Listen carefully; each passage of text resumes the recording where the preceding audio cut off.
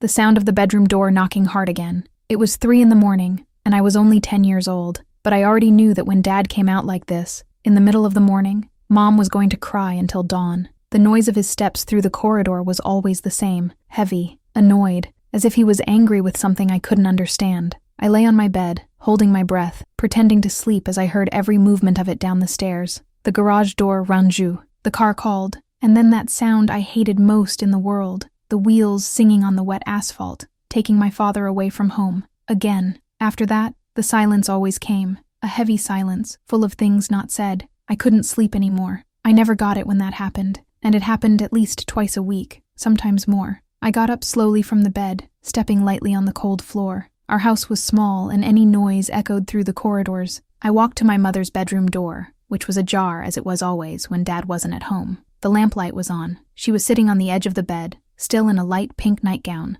with her hands covering her face. Brown hair, always so well combed during the day, were messy. The shoulders trembled. She didn't see me there at the door, watching, but I heard perfectly when she whispered, as if talking to herself, 10 years. 10 years since that night, and he still does this to me. My heart squeezed in the chest. What night was she talking about? That's when the oldest memory I had returned like a punch in the stomach. I was only 5 at the time, but I remembered every detail that night, the night that changed everything in our family. My parents' wedding night. Tasi to our flashback, the night of the marriage, 5 years ago. At that time, we still lived in Grandma Maria's house while Dad organized financial things for marriage. It was a small house, with thin walls, where any whisper became a conversation of everyone. I slept in the back room, right next to the room where Mom was going to spend her first official night as a wife. I remember she was more beautiful on that day than any fairy tale princess. The white dress was simple, bought in a city downtown store, but it shone like high couture, smile all the time.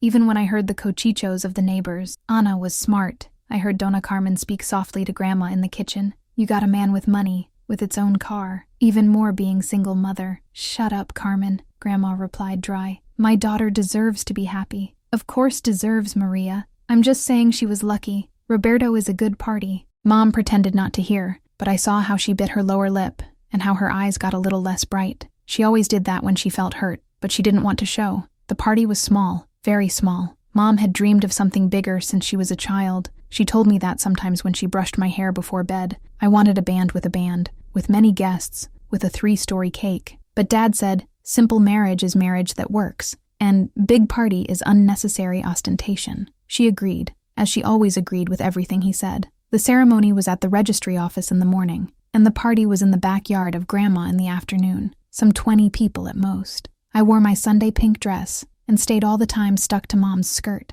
proud to have the most beautiful mother in the world. When the night came, I was already in my bed, trying to sleep despite the excitement of the day. When I heard Mom entering the room next door, she was humming softly that song that always sang when she was happy. Ipanema Girl, she learned when she was young. The sound of her voice calmed me. It was a sign that she was really happy. I was lying down, waiting to hear Daddy coming. He had left shortly after the party, saying he had some things to solve before their special night. Mom had gotten everything in her room. Flowers she reaped from the grandma garden, small candles, even perfume she had won at Christmas previous, and was keeping for a special occasion. But the minutes passed, dragging on. 1 hour, 2 hours, 3 hours, and Dad didn't arrive. Mom's humming was decreasing until completely stopped. I heard when she got up from the bed. I heard her bare steps through the hall. I heard when he went down to the room where Grandma was still awake, watching television. Where is he, Grandma? She asked, and there was something in her voice that made me get out of bed and go to the top of the stairs to hear better. I don't know, daughter. Maybe there was some unforeseen work. What work, Grandma? On the day of our marriage, in our wedding night? Her voice was starting to be trembling, like when she tried not to cry. Anna, go back to the room and try to rest. He will appear. Men sometimes do not understand these romantic things. He promised that he would be here early, promised that today would be special. I stayed there on the ladder, in his nightgown, with his heart beating hard. Even though I was small, I felt that something was very wrong. Daughter, go to sleep. Tomorrow you talk. But Mom didn't rest. I heard when she went up again, slowly, as if each step weighing 1,000 pounds. I heard when she lay on the bed. And then, so I heard when she started to cry. It was not a high cry. It was short, muffled on the pillow, as if she were trying to hide even from herself. But I heard everything through the thin wall. I couldn't sleep. I stayed there on my walk, my eyes stuck to the ceiling, listening to my mother cry the night that should have been the happiest of her life. It was almost morning when I finally heard his car coming. the familiar noise of the engine, the door knocking, the heavy steps rising the ladder, without any hurry, without any urgency. He entered the room where Mom was. I heard when she stopped crying suddenly. "Where were you?" she asked, and her voice was hoarse to cry so much. I had to solve some things. His voice was normal, as if it were any conversation, as if it weren't for their wedding night. "What things, Roberto?" "It was our wedding night. I waited all night. Anna does not start with drama early in the morning. I am tired." "Drama?" Her voice climbed a tone, and I had never heard Mom talking like that. "I waited all night. I got the room, lit candles, perfumed. People will ask, comment. People have nothing to do with our lives. I'm your wife. I married yesterday. I deserved at least having my husband with me on our first night." "What exactly, Anna?" The silence that followed was the heaviest I've ever heard in my life, so heavy that I could barely breathe there in my bed. That's when I heard his voice, cold as ice, as I had never heard before. "Do you think marriage is a fairy tale? What am I going to stay here making you affectionate and whispering in your ear all night? I married because you are a decent woman, good mother of my daughter, but it does not confuse things."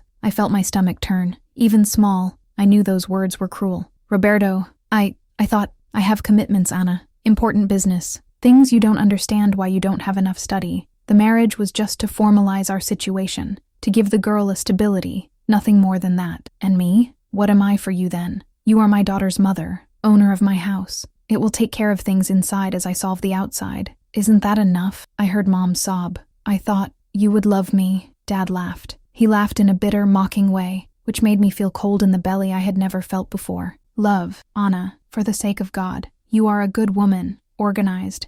Take good care of the house, but love, this is a movie thing on television. In real life, marriage is partnership, mutual convenience." That's when I heard the phrase that was recorded in my memory forever. The words that marked me, and that I could never forget. "If you really want to know where I was with someone who makes me feel really alive. Someone who doesn't wait for me to get home like an abandoned dog at the door." The silence that followed was deafening. Then Mom said in a voice that barely left his throat, Were you with another woman? In our wedding night?" "He was, and I'll keep going whenever I want, because that's what men do, Anna. You grew up in a romantic fantasy, but now it's time to wake up to reality." I heard when he lay in bed as if nothing had happened, as if he had just talked about time. "And Mom?" Mom cried. He cried softly, trying to drown the sound on the pillow, but I heard every sob through the wall. She cried, until the sun rises. Returning to the present, now 5 years later, I was there again, at the bedroom door, seeing my mother cry in the middle of dawn because Dad had left. Again, equal to that first night. The difference was that now I understood everything. He understood why she never smiled the way she smiled on her wedding day. He understood why she always did everything perfect in the house. Food, cleaning, our appearance, trying desperately to please him. He understood why she never complained when he arrived late, smelling of different perfume in his collar. I understood why I sometimes caught her looking into the mirror with such a sad expression that it hurt in my chest. She was trying to conquer the love of a man who was never hers real. A man who had made it clear from the first night that she was just a convenience. That dawn, at the age of 10, I made the most important decision of my childhood. I was going to find out all about this woman who made my father feel alive. He was going to find out where he was going, with whom he was, what secrets he hid. And somehow, I was going to help my mother stop crying. I didn't know how yet, but I knew I needed to do something. Mom deserved to be really loved, deserved to be happy. He deserved to have someone who stayed with her in his special night, instead of going out to another's arms. I went back to my bed that night, but sleep didn't come. For the first time in my life, I had a plan that would start the next day when I would follow my father and discover all his dirty secrets. What I didn't imagine was that this decision of a 10-year-old would reveal a much larger betrayal than a simple lover. A betrayal that would involve diverted money, counterfeit documents, lies told for the whole family, and people I would never suspect that they were involved in my mother's destruction. But this I would only find out in the coming days. And when he found out, our family would never be the same. Because sometimes, when a child decides to protect her mother, she finds out truths that even adults don't know. And sometimes, these truths change everything. The morning after that terrible night, I woke up determined to discover the truth. Dad had already gone out when I went down for coffee, and Mom was in the kitchen, pretending to be all normal. But I knew I wasn't. She had passed the base on her face to hide she had cried, but her eyes were still swollen. He moved coffee harder than necessary, and couldn't look in his eyes. "Good morning, love," she said, with that forcibly cheerful voice she used when she wanted to hide she was sad. "Good morning, Mom." I sat on the table and watched her prepare my sandwich for school. The movements were automatic. but his hands shake lightly. It was as if it were working in survival mode. Mom, Dad arrived too late yesterday. She stopped cutting the bread for a second, but soon continued. Your father works a lot, Carolina. Sometimes there are important meetings that extend. Lie. I had seen the clock when he arrived, 5:40 in the morning. What work meeting was going to this time? What kind of meeting? Adult things, daughter. Now eat as soon as you will be late. Throughout the breakfast I was planning. I was 10 years old, but it was not stupid. I knew if I wanted to find out my father's secrets, I needed to be smart. At school, I could barely pay attention to classes. I kept thinking about how to follow Dad without him realizing it, how to find out where he went when he left at dawn. It was during the recess that I had the idea. Our neighbor, Donna Lourdes, was always in the front window watching the street. She saw everything that happened in the neighborhood. If anyone knew my father's times, it was her. And after school I got home and found Mommy extending clothes in the backyard. She hummed softly, but it was no longer the same cheerful song as before. It was a sad song that talked about a love that left. Mom, can I go to Donna Lourdes' house? She asked me to help her with some things. Of course, daughter, but it doesn't take long, see? I crossed the gate and went to the house next door. Donna Lourdes was watering the front plants, as she always did at this time. Hi, Donna Lourdes. Hi, Carolina. How are you, girl? Well, did you see what time my father arrived last night? She stopped watering and looked at me with a strange expression. Why do you want to know that, daughter? It's just, he said he was going to arrive early, but I think he was late. My mother was worried. Donna Lourdes sighed and looked around, as if checking out if anyone was listening. Your father arrived almost in the morning, Carolina. About 5:30, more or less. Wow, he works until very late. It works? She made a kind of suspicious face. Daughter, your father wasn't coming from work. My heart began to beat faster. Like this. His car was coming on the opposite side. If he works in the center, how does he come from the south of the city? South zone? It made no sense at all. Dad's office was in the center, to the north side of our house. And have you seen it other times? Donna Lourdes looked at our house, checking if Mom wasn't listening. Carolina, I don't want to get in your life, but that happens at least twice a week, always at dawn, and always coming from the south zone. I felt something cold in the stomach. Do you know what's in the south zone? A lot, daughter. Residency neighborhoods, some new buildings. She stopped talking and looked at me with pity. You're too young to worry about these things. But I was not too young. Not after what I had heard on my parents' wedding night. I thanked Donna Lourdes and returned home with my head was sealing. My father was lying. They were not work meetings. It was something else. It was the woman who made him feel alive. The flashback, the happy memories that hurt. That night, lying in my bed, I started to remember how different things were before marriage, or at least how I thought they were different. Mom and I lived alone before Dad appeared in our lives. It was difficult financially, but we were happy. She worked at a clothing store during the day and made seams at night to earn extra money. I remember sitting on the living room floor, doing homework as she sewed on Grandma's old machine. She always sang as she worked, and I loved that little noise of the machine mixed with her voice. One day we'll have a home of ours, Carolina, she always said, with a very beautiful little room for you and a garden to plant flowers. She dreamed of it so much, with stability, with a complete family. It was when I was 7 years old that Dad appeared in the store where she worked. He was coming to buy expensive suits and always asked her to serve him. He said she had good taste. She understood men's fashion. Mom came home talking about him. There is a customer in the store, Carolina, a very polite man who always greets me and asks how you are. Does he want to be my father? I asked, because all my friends had father and I wanted to have one too. I don't know, daughter, but he is kind, gentle. What a funny word to describe the man who would let my mother cry on her own on the wedding night. Dad started to visit us on Sundays. I brought gift to me, dolls, chocolate, new clothes, and flowers for Mom. I was delighted. Finally, I was going to have a father like the other children. He was affectionate at that time, or at least pretended to be very well. I remember a specific Sunday when he arrived with a large doll and said, "This is for my daughter, my daughter." I had never heard anyone call me that. My heart almost exploded with joy. Mom smiled so much on those Sundays. She made special lunches, wore her best clothes, pinned her hair differently. She shone when he was around. "He likes us, Carolina," she said once as she showered me. "I think we'll finally have our family," since I wanted her to know that being with her was enough family for me. But I also wanted to have a father, so I was happy with the possibility. The marriage proposal took place on my 8th birthday. Dad arrived with a huge cake, and when singing congratulations, knelt in front of Mom. "Anna, do you want to marry me? Do you want me to be Carolina's father officially?" Mom cried. He cried for joy, hugged him hard, said yes between tears and laughs. I clapped, jumped, shouted with happiness. Finally, it was going to have a complete family. How I was naive. Back to the present. The first clues. These painful flashbacks were interrupted by a noise in the room. Dad had arrived. I looked at the clock. 10 past 10 at night, early for his standards lately. I heard low voices, a conversation between him and Mom. I got up slowly and went to the door of my room to listen. "I need to travel on Thursday," he was saying. "Where?" Mom asked. "Saints. Solve some problems in the office there." "How long?"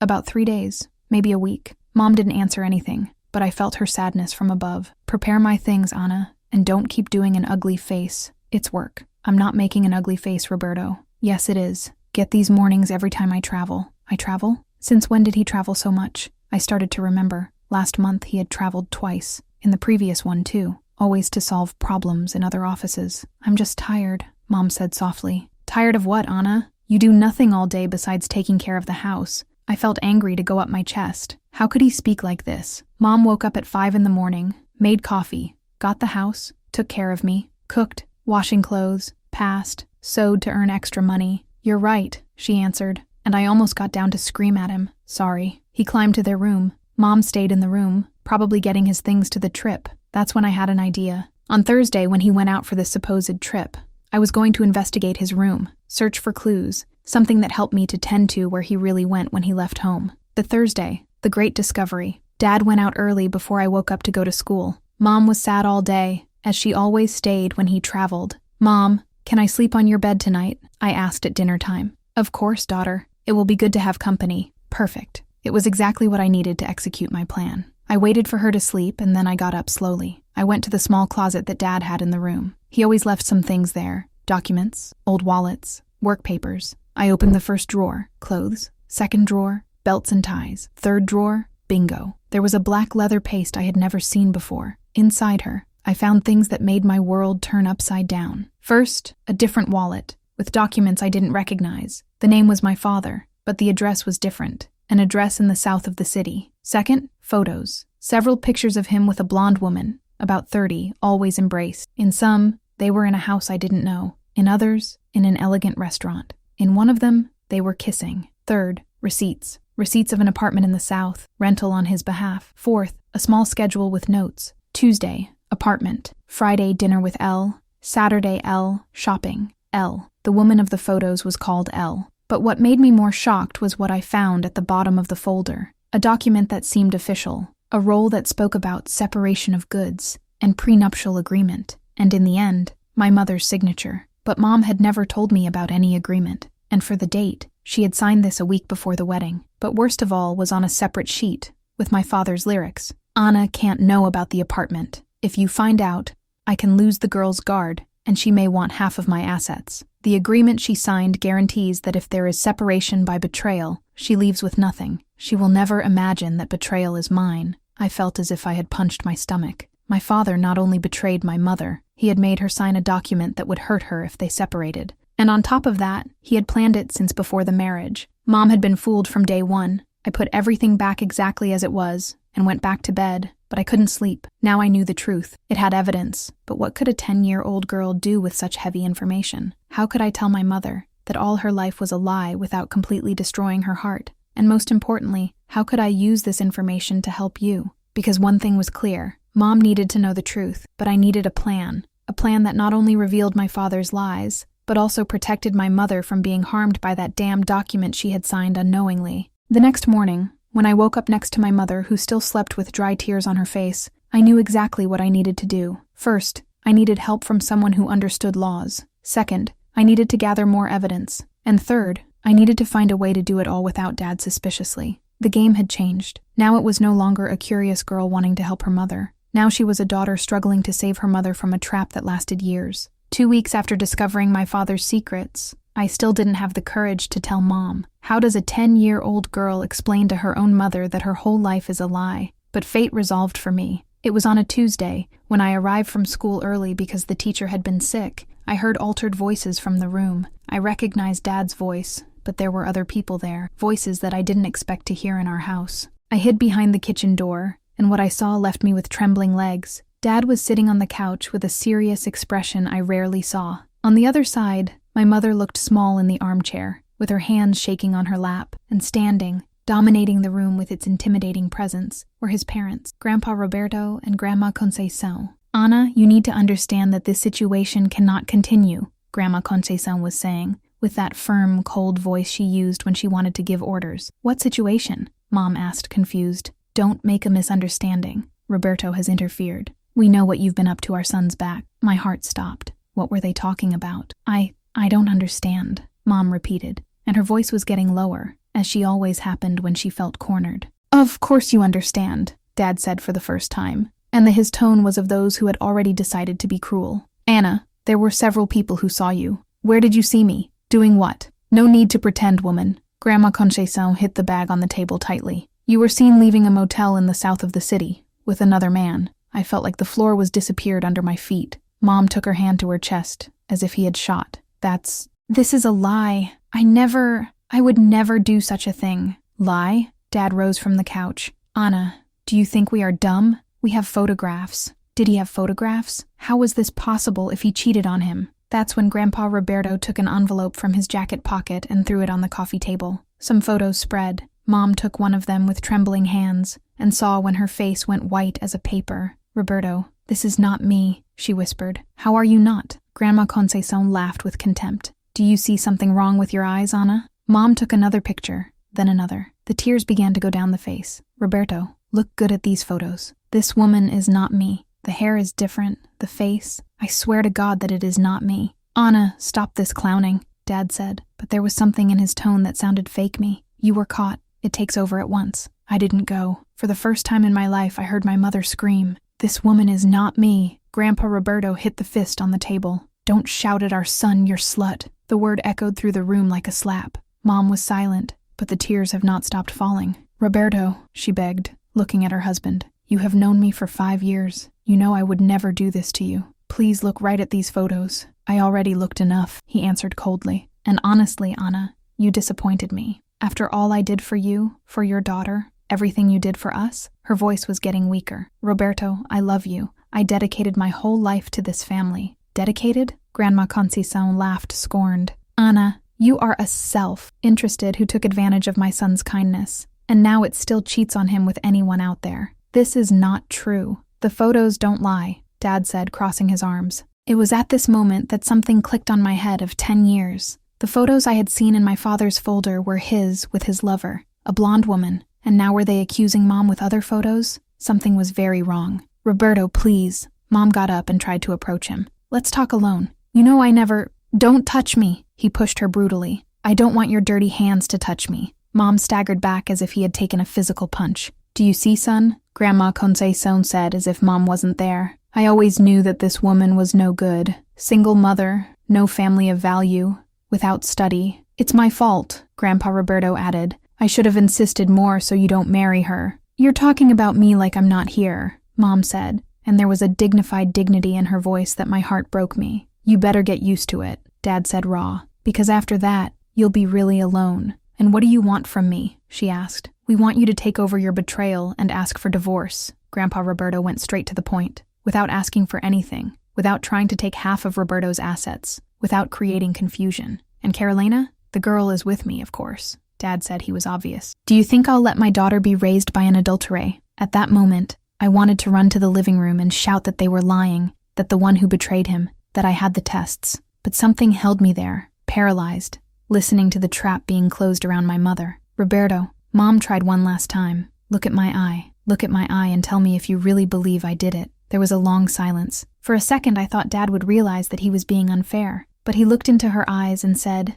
with a coldness that marked me forever, Anna, I always knew you were able to get what you wanted. He pretended to be a saint to conquer me. Now shows who you really are. Mom collapsed in the armchair and cried as I had never seen her cry. Not even that terrible wedding night. This crying was different. It was the cry of someone who was being destroyed inside. Then it's determined. Grandma Conceição got up, pleased. You will look for a lawyer tomorrow and will enter the divorce. By your betrayal, not ours. What if I don't do that? If you don't do, Dad approached her with a threatening expression. These photos will end up in the church, at Carolina's school, at the work of everyone who you know. The whole city will know what kind of woman you are. Roberto, please. There is no please, Anna. You dug your own pit. The three came out of the room and Mom was alone, holding those lying photos and crying as if the world was over. That's when I couldn't get hidden anymore. I ran to the living room and threw myself on her lap. Mommy, Mom, don't cry. She was startled. Carolina, did you hear? I heard everything. But Mom,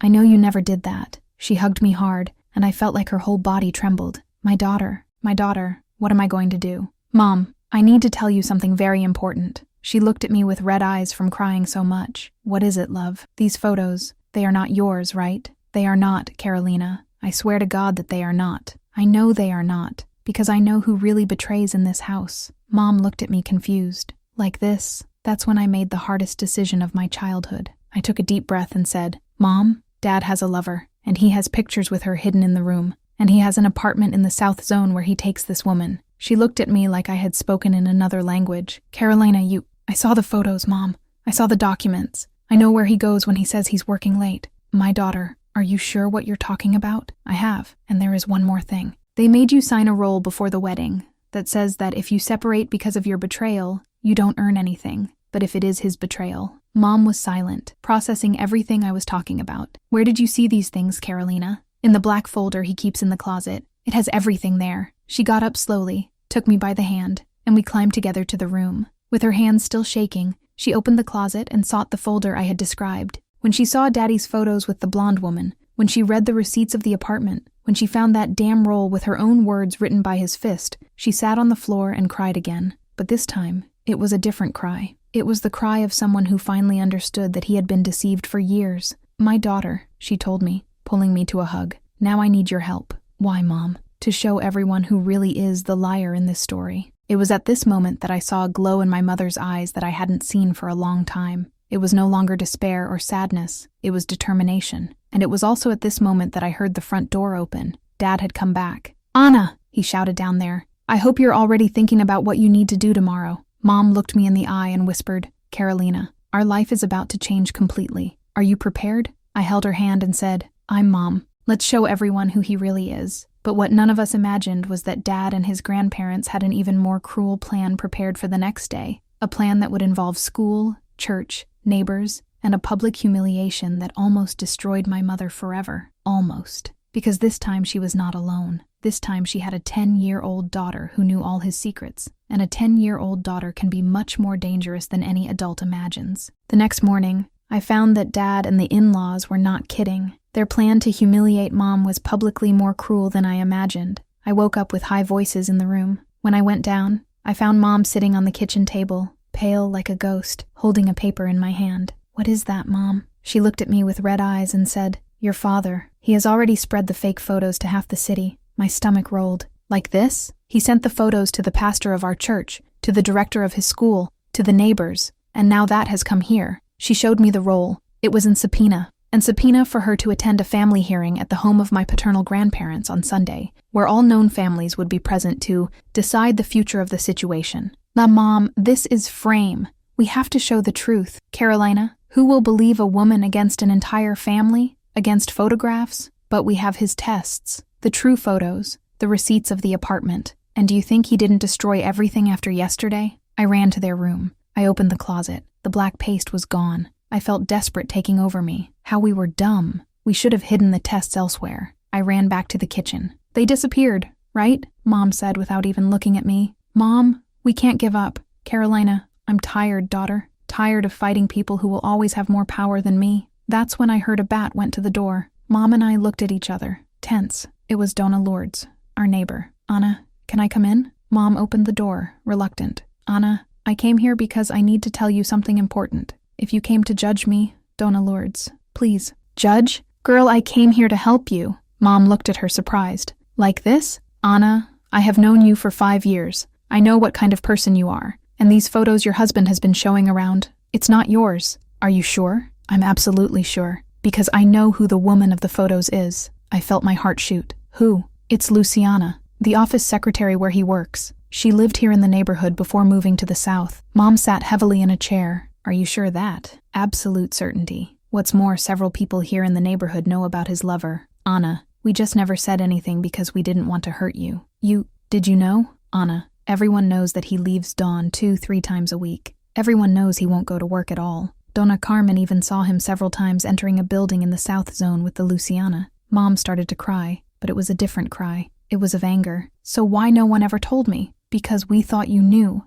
and was pretending I didn't see. Many women do this to maintain marriage. I didn't know anything. Nothing. Donna Lourdes sat next to her. Anna, your husband is trying to incriminate you with photos of the lover herself. This is too cruelty, even for him. But now he has spread these fake photos for everyone. My reputation is destroyed. It's not destroyed, girl, because I will help you clean your name. How? You go to this family meeting on Sunday, but it doesn't go alone. Do you go with me? Me, Donna Carmen, Donna Regina, Teresina? We all go. And let's take our own tests. What evidence? Real photos, Anna. Photos we took from him with her lover coming in and out of her apartment. I felt as if the floor had solidified under my feet again. Do you have pictures of him? We have, and it's not just photos. Teresina works at the notary's office. She got a copy of the apartment rental contract in his name. What's more, Donna Regina knows a lawyer who can explain to everyone how this document you signed before you marry. Mom looked at Donna Lourdes as if she were an angel. Donna Lourdes, why are you doing this for me? Because you are a good person, Anna. Because you are always respectful to everyone.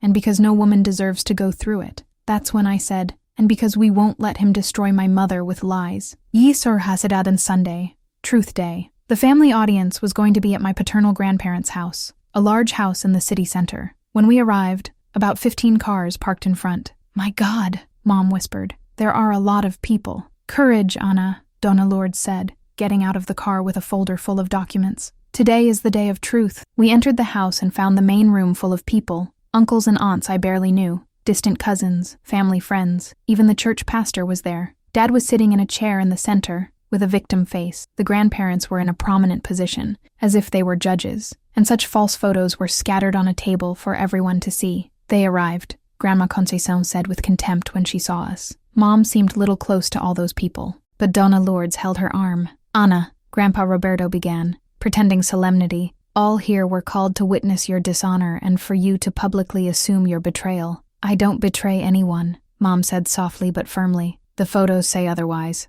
Dad told loudly for everyone to hear. These photos are false. False? Grandma Conceição laughed. Anna, you are delirious. That's when Donna Lourdes stepped ahead. Excuse me, guys. I've been Anna's neighbor 5 years ago, and I came here as a witness. Witness of what? Grandpa Roberto asked, annoyed. Witness that those who betray in this story is not Anna. A murmur toured the room. Madam, you were not called for this meeting, Dad said nervously. I didn't go, but I came anyway, because I can't let an honest woman be destroyed by lies. Donna Lourdes opened the folder she brought. Guys, these photos you are seeing are not from Anna. They are from Luciana Santos, former head of our neighborhood, current secretary and lover of Roberto. The room was absolutely silent. This is slander, Dad got up furiously. Calumnia? Donna Carmen, who had arrived with Donna Lourdes, also got up. Roberto, you want me to tell everyone how many times I saw you rando in apartment 304 of the Spring building in the South Zone? Dad got white. Or do you prefer Donna Regina to show the rent of this apartment, which has been in your name since before your wedding? Donna Regina added, swinging a paper in her hand. Grandpa Roberto tried to interfere. These women are inventing... Inventing? The voice that interrupted surprised everyone. He was the pastor of the church. Roberto, the pastor got up. Do you want to explain to me why these ladies brought me photographs of your entering an apartment with a woman who is definitely not his wife? The silence in the room was deafening. Donna Lourdes took a pile of photos from the folder. Guys, these are the true photos. Roberto with Luciana, in his apartment, in his car, always at the times he told Anna he was working. One of the aunts took a picture and compared with the fake photos. Guys, it's two completely different women. And truth, another relative said. The face has nothing to do. It was when the lawyer that Donna Regina brought herself got up. Excuse me, I am Dr. Marianne, a familiar lawyer. I came here because I was informed that a woman was being falsely accused of adultery. She went to Mom. Anna, can you show me the document you signed before the wedding? Mom took the roll of the bag with trembling hands. The lawyer read aloud. Guys, this document is a trap. He puts that if there is a separation from his wife's betrayal, she leaves the marriage without anything. But if it is the husband's betrayal, she is entitled to half of the goods and alimony. And, Grandpa Roberto tried to minimize, and that, with the evidence these ladies brought, it is more than proven that those who committed adultery was Roberto, not Anna. The room exploded in conversations. People pointing to Dad, others comparing the photos, some talking about how they always suspected. Mom was standing in the middle of all this, and for the first time in years, I saw her with her head held high. Roberto, she said tall enough for everyone to hear. 5 years ago, on our wedding night, you left me alone crying until I slept, while in the arms of another woman. That night I heard you tell me that love was a movie thing and married me just for convenience. The room was total silent. I spent 5 years of my life trying to win the love of a man who never respected me. But now I understood one thing. The problem has never been with me. The problem has always been you. Dad tried to speak, but she continued. You set this situation to humiliate me publicly because I knew I was starting to find out your lies. But you underestimated one thing. What? He asked nervously. It underestimated that I have a brave daughter who wasn't going to let anyone destroy her own mother with lies. She looked at me and smiled. The first true smile I had seen for years, and underestimated that honest women always protect themselves. Grandma Conceição tried to reverse the situation. Roberto, say something. Defend you. But Dad couldn't say anything. The tests were irrefutable. That's when the pastor got up. Roberto, do you want to explain to me why you tried to publicly destroy an innocent woman to hide her own sins? Pastor, because this is not just adultery, Roberto. This is cruelty. This is evil. The whole room was against him now. The people he had called to humiliate Mom were seeing who he really was. Mom turned to the whole family and said, I apologize to all of you for being deceived. You were brought here to witness my humiliation, but ended up witnessing the truth. One of the aunts got up and went to embrace Mom. Anna, we who apologize for you. We should have investigated before believing. That's when Dad, seeing that he had completely lost control of the situation, left for despair. All good, he shouted. Okay, I have a lover, but you don't know everything. Mom looked at him. Anna, he said with a mean smile. Do you think I'm going to be without Carolina? Do you think I'm going to leave my daughter with a woman who doesn't even have a full high school? Mom's heart stopped. And mine too. Roberto, what are you saying? I'm saying I already got in court asking for the girl's full guard. And with the contacts I have, with the money I have, you will never see your daughter again. The silence in the room was total. Mom looked at me with despair in her eyes. And that's when I learned that although we won the battle of truth, the war was not over yet. Because an unscrupulous man always has one last card on his sleeve, and his was to use me to destroy my mother one last time. My father's threat echoed through the room like a shot. Everyone was silent, processing the cruelty of those palavras. Roberto, the lawyer Dona Regina had brought herself up. You have just publicly threatened a 10-year-old, in front of 15 witnesses. I didn't threaten anyone. I'm just exercising my right as a father. You're right? Mom's voice came out short, but there was something different from her, something I had never heard before. Roberto, do you want to use our daughter as a weapon to destroy me? I want what is best for Carolina, what is best for her. Mom approached him, and for the first time in his life, I saw her looking equally to that man. Roberto, do you think it's better for a 10-year-old girl to grow up with a father who betrays her mother, lies for the whole family, and still gun-tanned to destroy innocent people? Anna, you are unable to raise a child alone. You didn't even finish the school. And truth, I didn't finish school because I got pregnant at 17 and had to work to support our daughter, alone, because you only appeared in our lives 3 years later. Murmurs traveled the room. People were discovering another lie of him. But do you know one thing, Roberto? Mom continued. Maybe you're right. Maybe I don't have enough study. My heart squeezed. Was she giving up on me? But I have something you will never have. What? I have our daughter's true love. That's when Mom turned to me. Carolina, come here, daughter. I approached her with my heart beating hard. Daughter, I need you to be very sincere with me, in front of everyone. It's okay? Okay. If you could choose, who would you like to live with? With your father? Or with me? The question echoed through the silent room. Everyone was looking at me. I looked at my father, the man who brought me gifts on Sundays for 2 years before marrying Mom. The man who called me my daughter when she wanted to impress someone. The man who had made my mother cry every week 5 years. Then I looked at Mom, the woman who worked 3 shifts to pay my clothes and school supplies. The woman who sang to me when I had a nightmare. The woman who had never made me feel that I was a burden on her life. With Mom, I said loudly. And of course, I want to live with Mom. Dad got red. Carolina, you don't understand. I understand, Dad. And for the first time, I called him Father, without any affection in his voice. I understand that the Lord made my mother cry on the wedding night. I understand that you have had a lover for 5 years. I understand that you tried to destroy my mother with lies in front of everyone. The room was absolutely silent, and I understand that a man who is able to do this to his children's mother doesn't deserve to have children. The words came out of my mouth with clarity that surprised me. At the age of 10, I had no vocabulary to express everything I felt, but the love of my mother gave me the strength to tell the truth. Dad was out of reaction. That's when the church pastor got up. Roberto, I came here today thinking that I was going to comfort a family in crisis, but what I see is a man trying to destroy an honest woman to hide her own sins. Pastor, no, Roberto, you let me down deeply. and as a spiritual leader of this family, I cannot allow a child to be used as a weapon in a war that her father has created." The pastor turned to the entire room. "Guys, I think we all saw enough today." Anna was unfairly slandered. Roberto is the one who owes explanations to the family, not her. It was when Grandma Conceição, who had been silent since the tests appeared, finally said, "Roberto, is this all true?" Dad looked at her own mother, knowing that she could no longer lie. "Mom, is it true or not? Things are complicated." Roberto Santana dos Santos, she used his full name, as she did when she was a child and ready something. "Do you have a lover?" Silence. "Answer." "I have." The confession echoed through the room like a bomb. "And did you try to incriminate Anna with fake photos?" "Mom, let me explain. You answer yes or no." "Yes." Grandma Conceição got up from the chair, walked to where he was, and, in front of everyone, slapped his face that echoed the whole room. "You're a shame for this family, Roberto. A shame." "Mother, don't call me a mother." She turned to Mom. "Anna, I ask for forgiveness. Forgiveness for what my son did to you. Forgiveness for believing in his lies. And forgiveness for almost letting him destroy an innocent family." Mom started to cry, but it was a cry of relief. "Dona Conceição, Anna, you are a good woman. Always has been.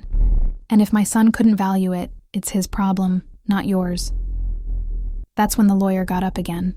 "Guys, with everything that was revealed here today, I would like to clarify but cool things for you." The whole room paid attention. "Roberto, with the adultery tests that were presented today, the document Anna signed works against you, not in favor. She is entitled to half of all her assets, child support, and full guard of the child. Like this? Simple. The document says that in case of betrayal of the spouse, the innocent party gets everything. You have publicly confessed in front of 15 witnesses who committed adultery. The document that was supposed to be a trap against Anna now is the guarantee that she will have everything." Dad went white as paper. "This cannot be true. And truth. What's more, attempted slander, defamation, and use of counterfeit documents are crimes. The photos you spread may yield you a prison. Prison? Prison. Unless you fully collaborate with the divorce process and no longer cause Anna and Carolina."